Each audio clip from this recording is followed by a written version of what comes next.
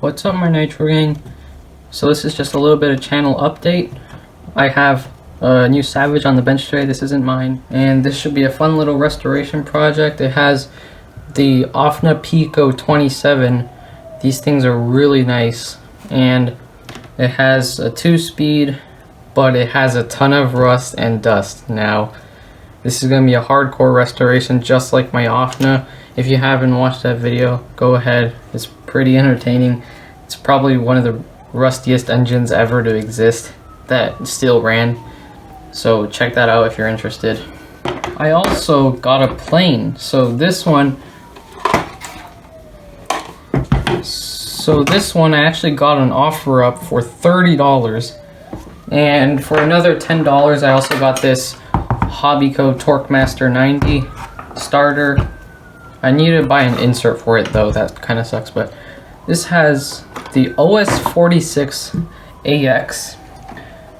All the electronics except for the receiver were included, and that's easy. I already set this thing up to my DX7 and it has a V-tail, which is really interesting. The previous owner mentioned that the previous owner before him raced this thing, and it looks very clean on my end. You can see it's in very good condition, and I also did take a look at the piston and it seems really good, so I would say this is a steal for $30. And yes, the wing is there, I just can't fit it in the frame because my workbench is still too small for that. So here is the mutilator, and this one has a broken A-arm right there, so where the ball joint goes in, or the ball link from the caster block, it actually just cracked, so it doesn't hold it anymore. So we're gonna have to get some new A-arms for this thing, but no other problems. The 32 engine runs really good, really fun truggy. I also have my RC10 GT. Now you guys have seen this before.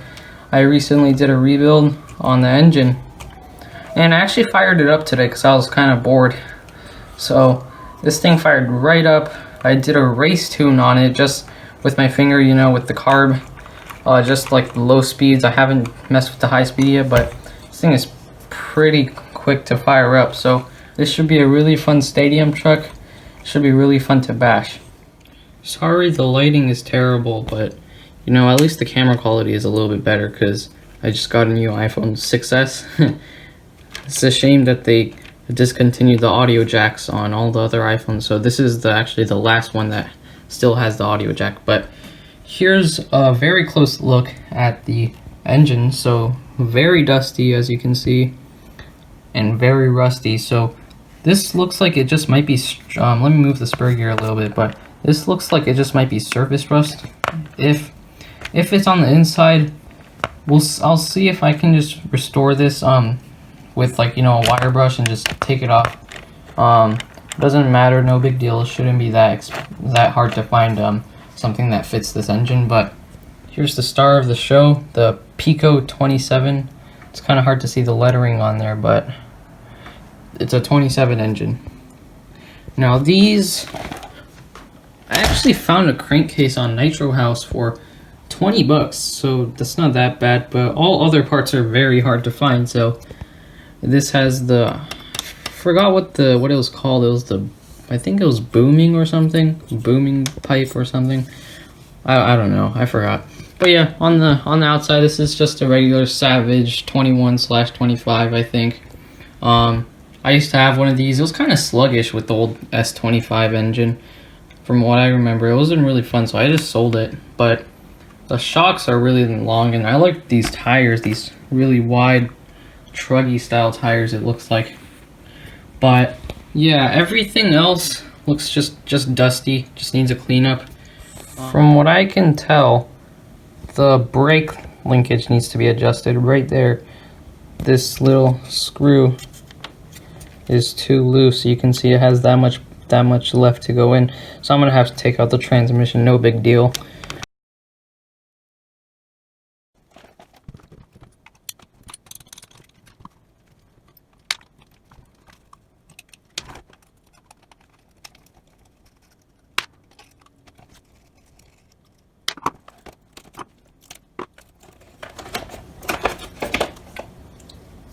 Okay, so there's our engine out.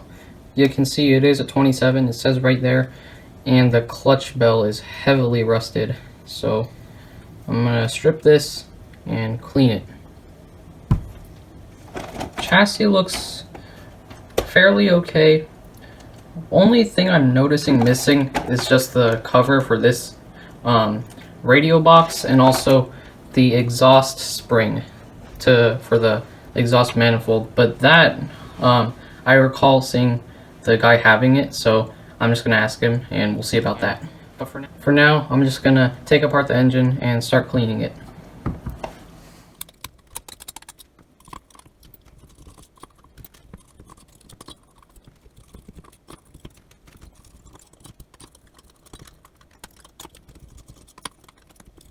So there's our 6 2mm screws. Let's see what this engine has to offer us. Oh, head butted. Okay, so this is really interesting, guys. So there's actually, let me spin it over for you. There's actually a little circle in the piston there. Let me zoom in for you, but I've never seen this before actually. There's like a little circle on the piston. I don't know if this is some kind of thing about the ABC sleeve lining or something, but maybe some way it's constructed. I'm guessing this doesn't really look like a burn mark to me. I don't know, that's really interesting. I can't actually even find the manual for this engine because it's, you know, it's just such a rare engine, but piston and sleeves look pretty good, so I'll just take this apart and clean it. And also, you can see I did mention it was a roto start. Right there you can see the area it goes into. So yeah, not bad. I'm just gonna take off the carburetor and disassemble the flywheel setup and also the back plate.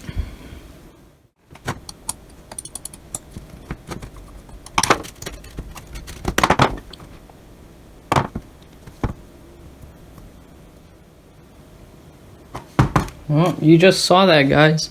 The sleeve actually wants to come out. So I'm going to use the old trick of using a zip tie to take off the sleeve.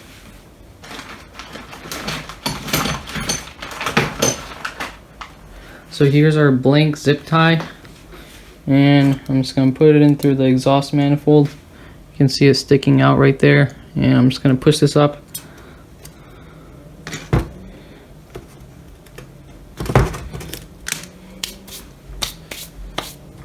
Let me just pull this out right now. Remember to use a rag. You don't want to score this. Not applying barely any pressure. Okay, so that's basically out. I'm just gonna use my pliers to just force it out. Man, that was loose. There is our sleeve. Looks to be pretty good shape. I'm just gonna oil this and clean it and, you know, give it the works. Yeah, piston seems to be good. I'm actually just gonna take off the flywheel system. Hey guys, so I did manage to get the screw out, so I'm just gonna take it off right now.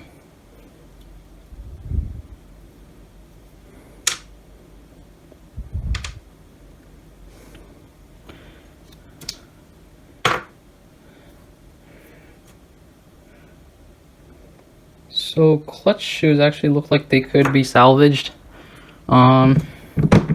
Inside of the clutch bell, I can't really tell because it's really dark here, but they seem alright. So yeah, we're just gonna wire brush the outside of this, you know, because it's just so rusty. Sorry you guys can't see this, it's just the camera's all super terrible. But I'm just gonna leave it like this. This looks fine to me. Sorry, it's a little zoomed up, but I'm going to take off the back plate now.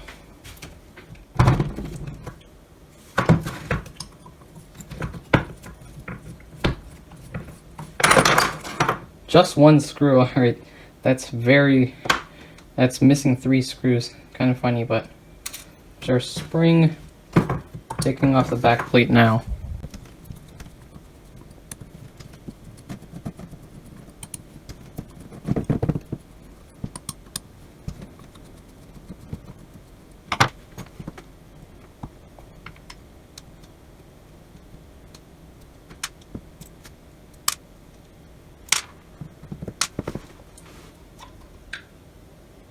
There's our back plate. So I can already tell that this has seen a lot of wear. So right there, right where my finger is pointing, you can see it has the scoring marks right there. So it looks like someone tried to start this while it was flooded, and it resulted in the deformation of this metal conrod shaft adapter thing. So yeah, that part's a little bit deformed, but it'll still work. It's fine.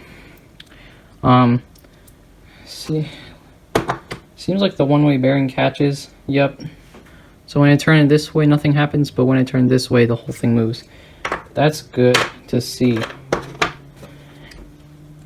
And looks like the inside is good too. It's kind of dark, I can't really tell, but doesn't seem that there's any rust in there. So I'm actually just gonna put some afterburner oil in this and use brake parts cleaner on the outside and call it a day. Alright guys, so I've cleaned and scrubbed every part except for the Rotostar backplate, which should be fine without any cleaning, honestly. So yeah, I'm gonna need to buy a Rotostar, honestly, because they don't sell parts for this anymore. But it did seem like it had good compression. I basically just went simple green over everything, and then for the engine block, and the carburetor, obviously I did carb cleaner just to flush all the water out. Okay, so I actually just cleaned everything, and I also did manage to get the piston and sleeve on, and I just oiled this, and that's good to go. So basically what I did was I simple greened everything and then just scrubbed it with a toothbrush. Clutch bell, I actually used a wire brush to scrape most of the rust off, and it seems perfectly fine now, so I'll be reusing that. Carburetor, you know, I scrubbed the outside with simple green, and then I went with carb cleaner to get around the insides, along with this one just to take the water out so it doesn't rust, and I also did oil it right afterwards. So basically it looks like this engine is going to be a really good one. I just need to get a Rotostar because I don't have a Rotostar, but this should be a good engine. I really like Ofna stuff. Okay guys, so just gonna put together the engine. So without further ado, let's get started.